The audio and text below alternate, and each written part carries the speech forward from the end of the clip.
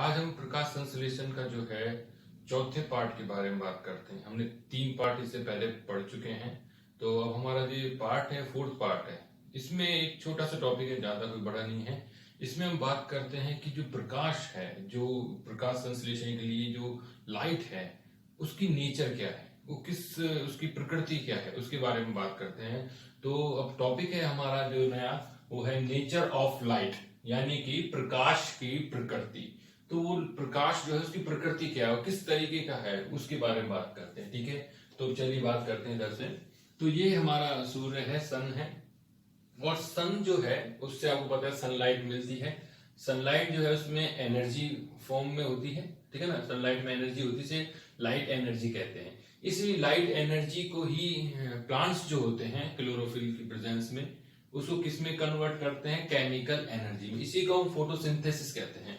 तो याद रखें कि ऊपर से जो सनलाइट आ रही है उसमें लाइट एनर्जी होगी। और अब बात करते हैं जो सन की जो रेज हैं वो किस फॉर्म में आती हैं। तो याद रखेंगे वो किस फॉर्म में, वेव्स। वेव्स मतलब तरंग के रूप में। तरंग जैसे इस तरीके से आप देखा होगा, तरंगे फिजिक्स में पढ़ा होगा। तो ये किस तरंगों के रूप में होती है, इलेक्ट्रोमैग्नेटिक वेव्स, यानी कि वैद्युत चुंबकीय तरंगों के रूप में जो प्रकाश है वो आता है हमारी पृथ्वी के ऊपर।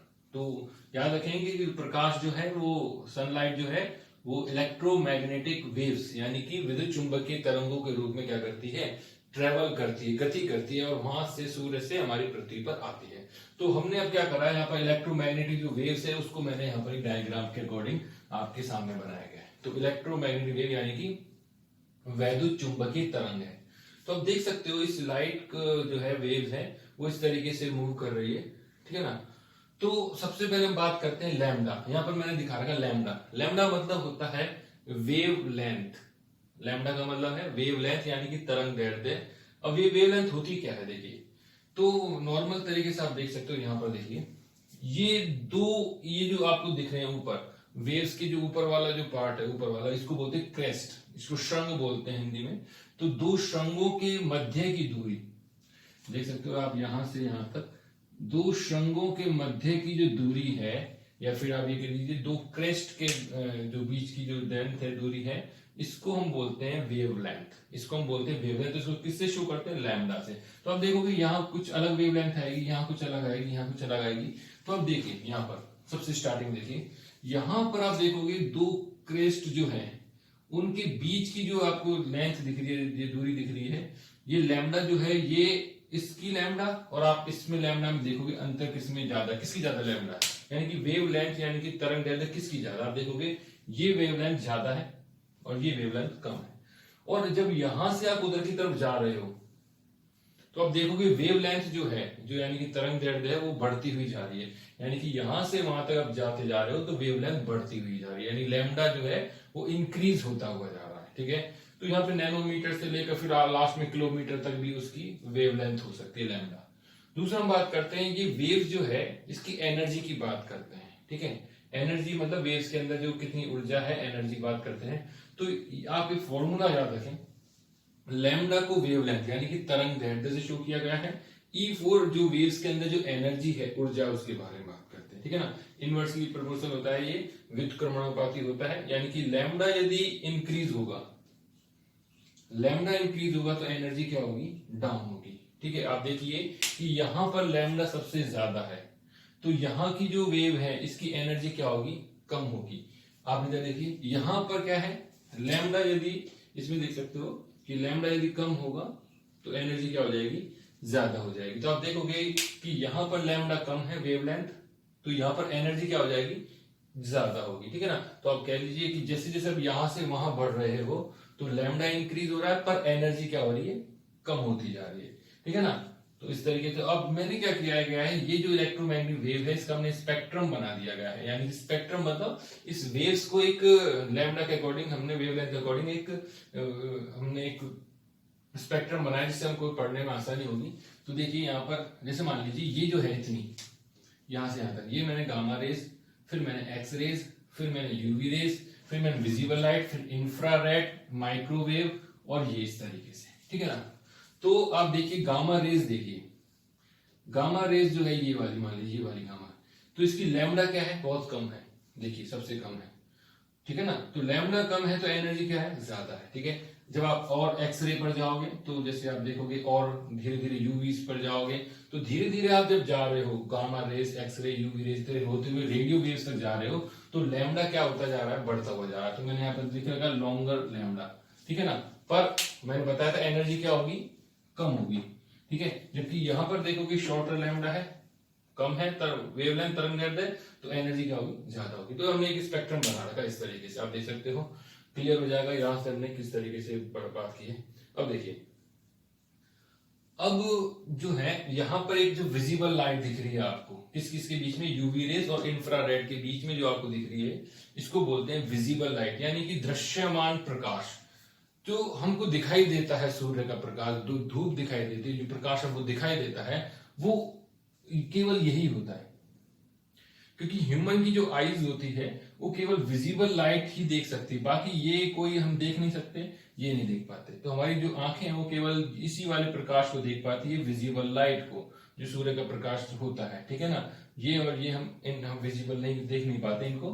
ठीक है ना, तो विजिबल लाइट, तो इस विजिबल लाइट जो है, जो धूप है, सूर्य का प्रकाश जो है, ठीक है ना, इसको आपने कभी देखा होगा कि कभी हम प्रिज्म के अंदर जब हमने सनलाइट को करते हैं तो 7 कलर्स में जो है विबग्योर जिसे बोलते हैं, ठीक है ना, उसमें वो आपको स्पेक्ट्रम में बन जाता है एक तरीके से। तो विजिबल लाइट जो है इसका हमने स्पेक्ट्रम बना दिया है। तो इसको हमने, एक लाइट है सनलाइट, विजिबल लाइट, और इसी को क्या किया गया है, हमने 7 कलर में आपको दिखाया गया, स्पेक्ट्रम है ये VIBGYOR, violet, indium, blue, green, yellow, orange, red. तो ये 7 कलर हैं। ठीक है ना, तो ये विजिबल लाइट है। तो विजिबल लाइट जो है, जो हम आसानी से देख सकते हैं वही, ठीक है ना, और इसी लाइट जो है, यही लाइट जो है, इसी में ही क्या होता है, प्रकाश संश्लेषण की घटना होती है, यानी कि फोटोसिंथेसिस का जो प्रोसेस होता है वो इस धूप विजिबल लाइट के अंदर ही होता है। इन 7 कलर की जो है, ये जो आपको दिख रही है ना वेव्स जो है, वेवलेंथ अलग अलग होगी, यहां से 390 से लेकर देखोगे नैनोमीटर से 760, तो नैनोमीटर तक, यानी 390 नैनोमीटर से आप देखोगे ये 760 नैनोमीटर तक का है।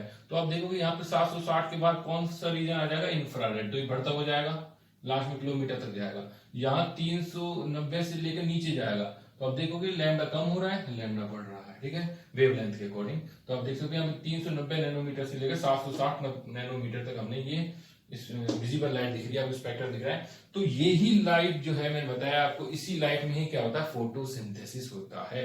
तो ये ही लाइट आपको याद रखनी है, ये विबग्योर। ठीक है ना, अब देखोगे 390 से लागू, मतलब यहाँ पे 420 के करीब होगा, फिर धीरे धीरे धीरे बढ़ता हुआ लगभग 760 के करीब नैनोमीटर तक ये वेवलेंथ चलेगी। तो अलग अलग वेवलेंथ अलग अलग कलर शो करती है। ठीक है ना, इस तरीके से। तो इसी विजिबल लाइट को ही एब्जॉर्ब करता है प्लांट, और प्लांट जो है लीफ के अंदर मैंने बताया था क्लोरोफिल, फोटोसिंथेटिक पिगमेंट्स जो होते हैं वो सारे के सारे इसी लाइट को ही एब्जॉर्ब करते हैं, और इसी लाइट को ही, इस लाइट एनर्जी को किस में कन्वर्ट करते हैं, केमिकल एनर्जी में कन्वर्ट करते हैं। तो हमने यहां तक क्लियर किया, थोड़ा सा और देख लेते हैं। लाइट जो है, सनलाइट, विजिबल लाइट जो है, ये दो नेचर होते हैं इसके, है ना, 2 नेचर होते हैं। तो वेव नेचर होता है, एक पार्टिकल नेचर होता है। वेव नेचर का मतलब मैं बता चुका हूं, ये यानी कि जो लाइट है इस तरीके से मूव करता है।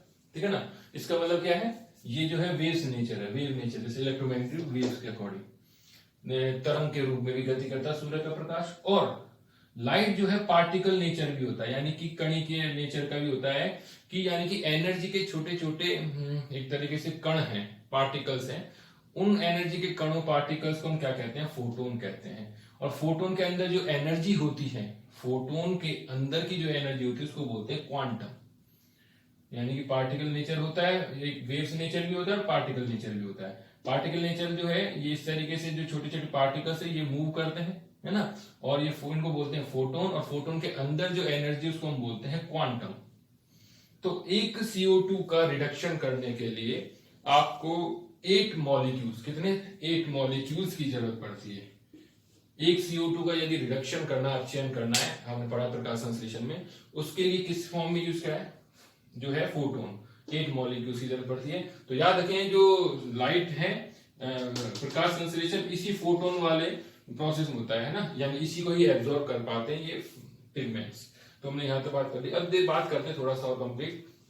देखिए, रेडियो वेव्स जो होती है ये इनकी जो वेवलेंथ किलोमीटर में होती है, ठीक है ना। तो ये एक जगह से दूसरी जगह तक ट्रांसमिट कर सकती है, यानी कि बहुत दूर तक ये जा सकती है, ठीक है ना। तो आपने देखा होगा एफएम रेडियो चलते हैं तो रेडियो वेव्स बहुत दूर तक जाती है, क्यों? क्योंकि इनकी वेवलेंथ बहुत ज्यादा होती है किलोमीटर में, तो ये आप आसानी से वहां तक ट्रेवल कर जाती है। पर ये पेनिट्रेट नहीं कर पाती। पेनिट्रेट का मतलब यानी कोई चीज आ रही है तो उससे ऊपर से ही निकल जाती है, किसी चीज से अंदर से होकर नहीं जाती है, ठीक है। क्यों? क्योंकि ये लैम्ब्डा इनका ज्यादा होता है। पर आप इधर की तरफ जाओगे तो ये वाली जो रेज है इनकी शॉर्टर लैम्ब्डा होता है, यानी कि ज्यादा दूर तक नहीं जाएगी, पर इनकी जो एनर्जी बहुत ज्यादा है। एनर्जी ज्यादा होने के कारण ये कोई चीज से आर पार अंदर से होकर प्रवेश कर सकती है, ठीक है ना। तो अब क्या होता है, जब हमारे यहां पर देखिए कि जैसे सन जो है ऊपर से ये सनलाइट आ रही है तो इसमें सारी वेव्स हैं, ठीक है ना। तो क्या होता है हमारे एटमॉस्फेयर के अंदर एक इस तरीके से आपको पता हो तो एक एटमॉस्फेयर के अंदर एक ओजोन लेयर होती है। ओजोन लेयर, ये ओजोन लेयर जो है O3 की बनी है, आपको पता है O3 ओजोन लेयर। तो ओजोन लेयर क्या होता है, जब सनलाइट आती है तो इसमें जो ये शॉर्टर जो वेवलेंथ है इससे इधर इधर वाली यूवी रेस, एक्सरे और गामा रेस, इनको क्या करती है यहां से रिफ्लेक्ट कर देती है ये ओजोन लेयर। कौन कौन सी रेज होगी इसमें? गामा रेज हो गई और एक्सरेज होगी और यूवी रेज हो गई। तो ये ओजोन लेयर क्या करती है, ये जो शॉर्टर जो वेवलेंथ है इनको क्या कर देती है? रिफ्लेक्ट करती है। बाकी केवल मोस्टली विजिबल लाइट को ही एंटर करने देती है, बाकी सबको ही क्या कर देती है? रिफ्लेक्ट कर देती है। इससे क्या बेनिफिट होता है, मैंने भी आपको बताया था कि ये तीनों जो रेज हैं इनमें एनर्जी बहुत ज्यादा है, वेवलेंथ कम है। एनर्जी ज्यादा होने के कारण ये किसी चीज से अंदर से पेनिट्रेट कर सकती है, आर पार जा सकती है। इससे हमको प्रॉब्लम हो सकती है। क्यों? जैसे हमारी बॉडी में यदि ये पेनिट्रेट करती है तो हमारे सेल्स को डैमेज करेगी, टिश्यू को डैमेज करेगी और डीएनए में डैमेज करके आपको पता है कैंसर पैदा कर सकती है। तो ये रेस, इसलिए क्या होता है हमारे लिए बेनिफिट है कि हमारे एटमॉस्फेयर में ओजोन लेयर होती है जो इन रेस को क्या कर देता है, वहीं पर रिफ्लेक्ट कर देता है। पर धीरे धीरे आपको पता है यदि यहाँ पर अब CF क्लोरोफ्लोरोकार्बन और बहुत सारे से हम पॉल्यूशन करते हैं, पॉल्यूशन, उससे क्या होता है इसमें छेद होने लग गया है। ये मतलब इसकी जो थिकनेस है वो कम हो गई है, मोटाई सी कम होती जा रही है। तो ये कुछ आ सकती है और आ भी रही है, तो जिससे क्या होता है कैंसर का जो है खतरा ज्यादा हो सकता है, ठीक है ना। तो ये सारी चीजें हैं, इसके बारे में बात करी है। तो हमने यही टॉपिक पढ़ा है कि आप देख सकते हो ये सारा टॉपिक, ये आपको इतना ही याद रखना है इस वाले में, ये वाले में ज्यादा पढ़ने वाले हैं, ठीक है। तो आप इसका स्क्रीनशॉट ले लीजिए।